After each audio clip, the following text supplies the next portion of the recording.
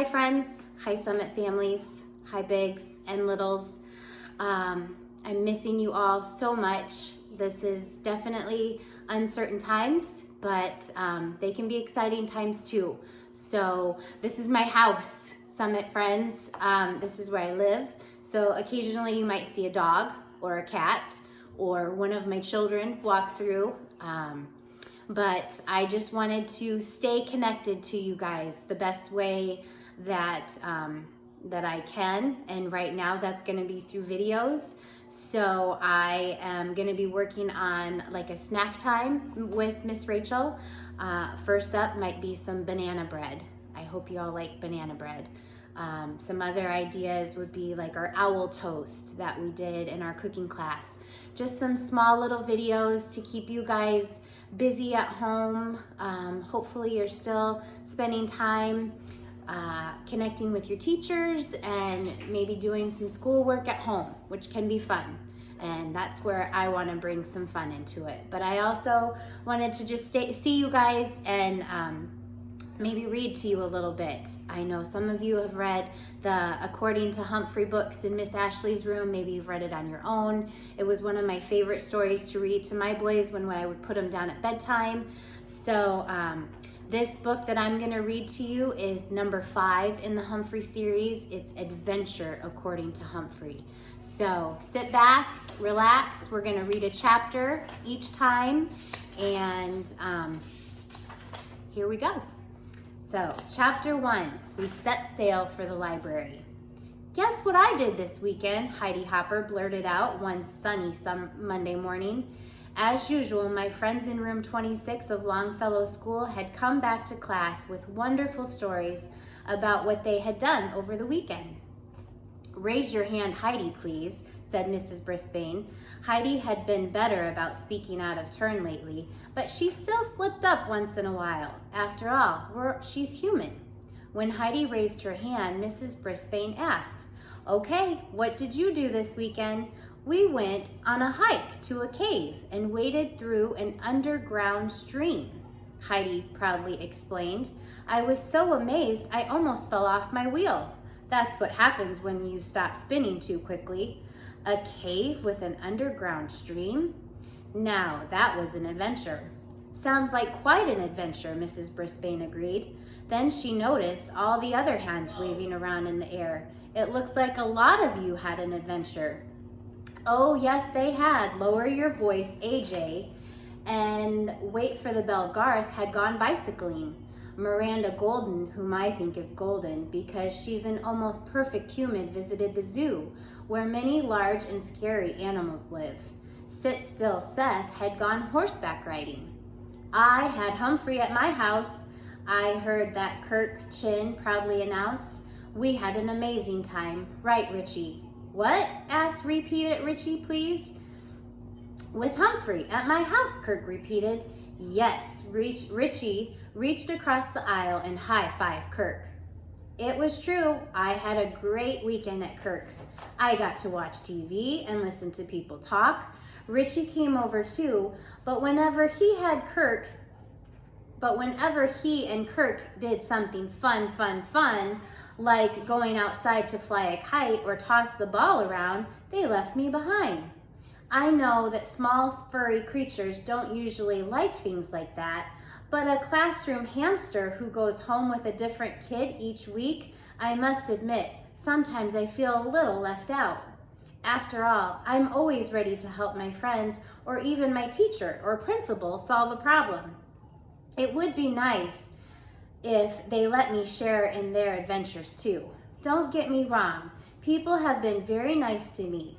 But ever since the day I left Pet Orama and came to room 26, I've been trying to understand human behavior. It's been interesting, but it hasn't been easy. I'm luckier than Og the Frog, who is the other classroom pet. He doesn't need to be fed as often as I do, and he usually spends the weekends alone in room 26. He doesn't seem to mind, but then it's not easy understanding a frog behavior either. While I'm thinking about my friend's adventures, I lost track of what was happening in the class for a moment. Mrs. Brisbane was having our new vocabulary words for the week, was giving us our new vocabulary words for the week, and oh, what words they were. Beautiful words like nautical, treasure, and squall. Mrs. Brisbane said that it was a huge violent gust of wind. They were the best vocabulary words I'd heard since I started going back to school in September, and I quickly jotted them down in my tiny notebook that I keep hidden behind the mirror in my cage. Miss Mack, the substitute teacher who first brought me to room 26, gave me the notebook before she moved far off Brazil. No one knew I had it. No one knew I learned to write and read either. My fellow classmates seemed to enjoy the vocabulary words. Kirk, the class clown, shouted, "Squall, squall." Then he took a deep breath and puffed out his cheeks and blew all the air out like a big gust of wind. Stop giggling, Gail. Morgenstein giggled. But just about everything made her laugh. The words reminded me of a pirate movie we watched at Kirk's house. Some of the pirates were scary, scary, scary, but it was exciting to see the big ships with their sails flying in the wind. How I'd love to feel the breeze ruffling through my fur and to hear the pirates say things like, "Ahoy, matey," and "Land ho." I'm not sure what those things mean, but they sound thrilling. To top it off, the pirates were fighting with other pirates over a buried treasure. I sometimes hide food to save for the future, but the pirates hid gold and silver and shiny jewels. Buried treasure sounds like the most wonderful thing on earth. I do manage to have an adventure of my own, especially when I escape from my cage. I can easily do that because it has a lock that doesn't lock. It looks firmly closed, but I can jiggle it open and get out of my cage to help my friends and return without anyone knowing. Most of my exploits have been in houses or apartments or in room 26, but now I had been around humans for a while. I longed for bigger adventures. Lower your voice, AJ must have read my mind. How does he do that? "Mrs. Brisbane, can we put Humphrey in his hamster ball?" he yelled out. "AJ, did I call on you?" Mrs. Brisbane asked. "Sorry," said AJ, lowering his voice. "But may we please?" Our teacher glanced over at my cage. "I guess he might like a break from his cage," she said. Maybe she could read my mind too. Although I hadn't been in my hamster ball for long, I loved rolling up and down the aisles of room 26. You can learn a lot from studying the floor of a classroom. You can find out who's messy, Richie, Mandy, or is twitchy, Seth, and Art. You can even find out who is growing the fastest by seeing whose jeans are worn a little short, Garth and Saya. That day, I rolled up and down the aisles of room 26 at a relaxing pace. A good thing is I can go wherever I want unless Mrs. Brisbane stops me. The bad thing is it's a little hard to hear inside of the ball, especially when I'm daydreaming about adventures, especially adventures on a boat, in the water, on the ocean, Mrs. Brisbane said, and I heard her quite clearly. In the library, she added. Maybe I didn't hear her that clearly after all. I knew oceans were very, very, very large bodies of water, and I knew that the library was a place where my friends went to get books, though. In truth, I had never seen an ocean or the library. Excuse me. Even though there was one right at the end of the hall, the library, that is. There is no ocean at Longfellow School, at least as far as I knew. As I rolled up and down the aisle to hear better, I saw Mrs. Brisbane look at her watch. There's a big clock on the wall. Mrs. Brisbane still checked her watch a lot. "It's time to go right now," she announced. I wasn't sure whether she was going to the ocean or to the library, or maybe both places, but I was sure I wanted to go too. "Mr. Fish will be waiting," she added. Mr. Fish? She must have been talking about the ocean. I speeded up my hamster ball, spinning right up to Mrs. Brisbane's feet. Me too, I squeaked. Mrs. Brisbane looked down at me. Because every hamster ball is yellow, she looked a little yellow too. Everyone did. "Not you, Humphrey," she told me. "You'll have to go back to your cage." There was a loud groan from my classmates. I think every single one of them groaned.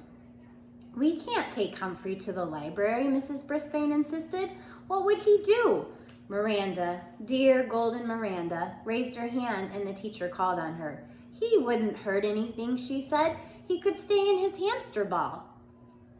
"Wait for the bell." Garth Tugwell spoke up too.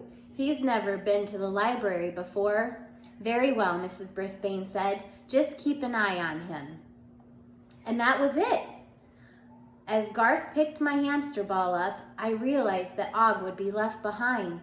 Since he spends most of the time in the water, he'd probably enjoy meeting someone called Mr. Fish too. "Sorry, you can't come, Og," I squeaked. I wasn't sure if he could hear me, though, through the hamster ball. Also, Og doesn't have any ears that I can see, although he seems to hear me just fine. My friends lined up to march down the hall to the library.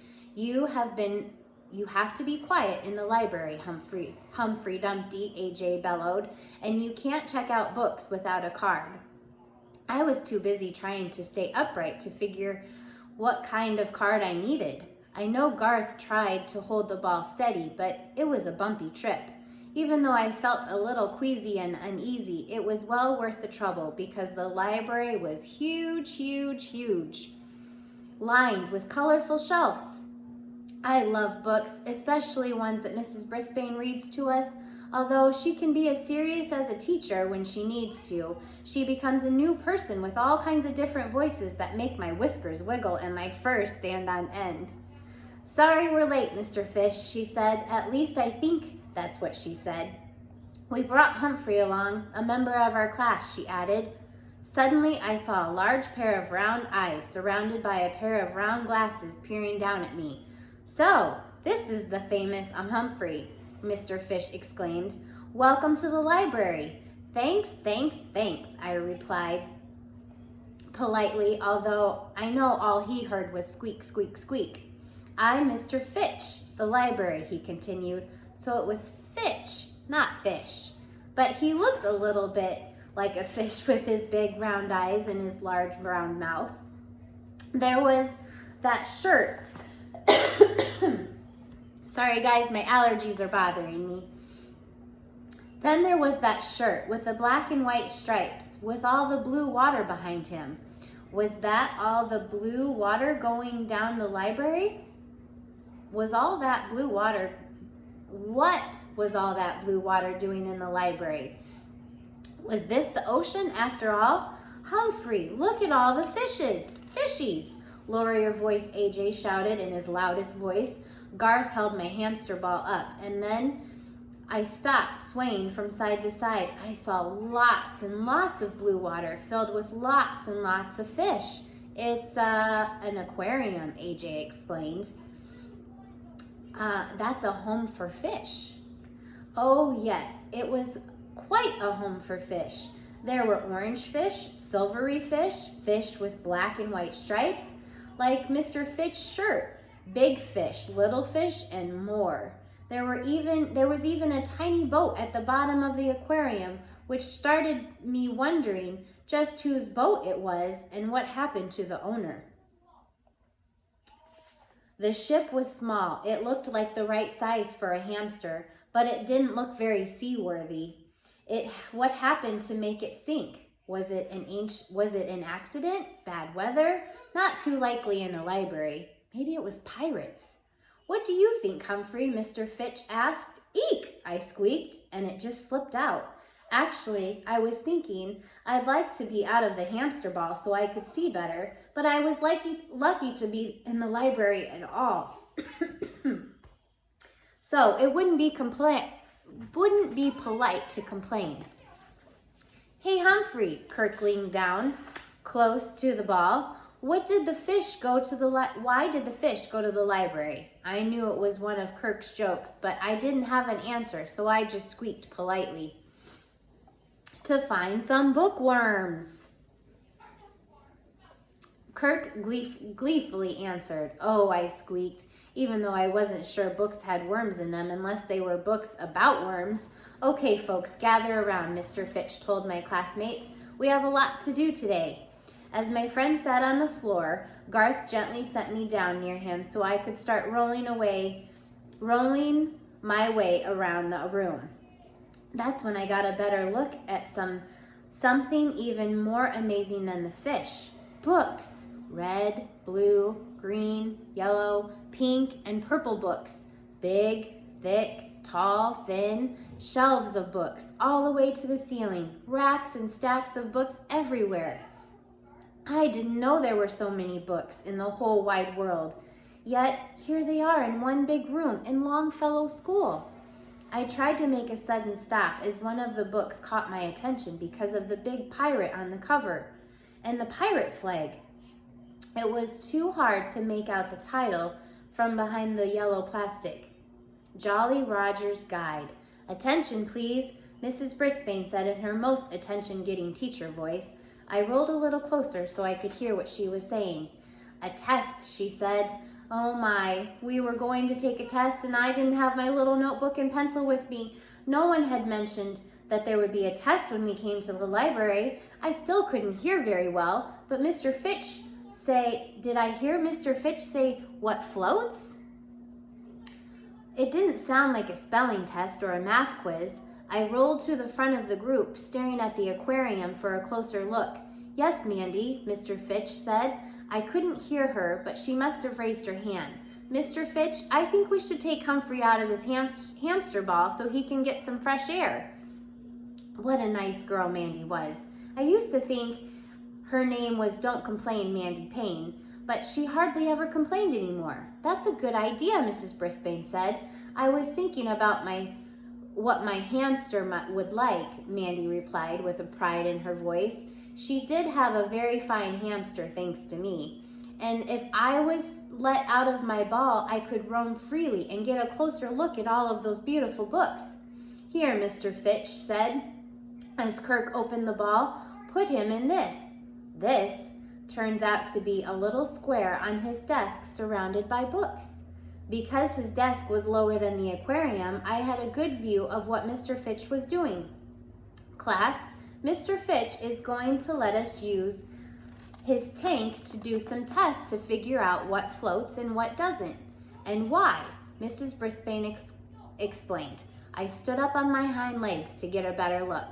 Although the world wasn't yellow anymore, I had absolutely no idea what floats. But I knew something that didn't, a little hamster-sized boat at the bottom of the tank.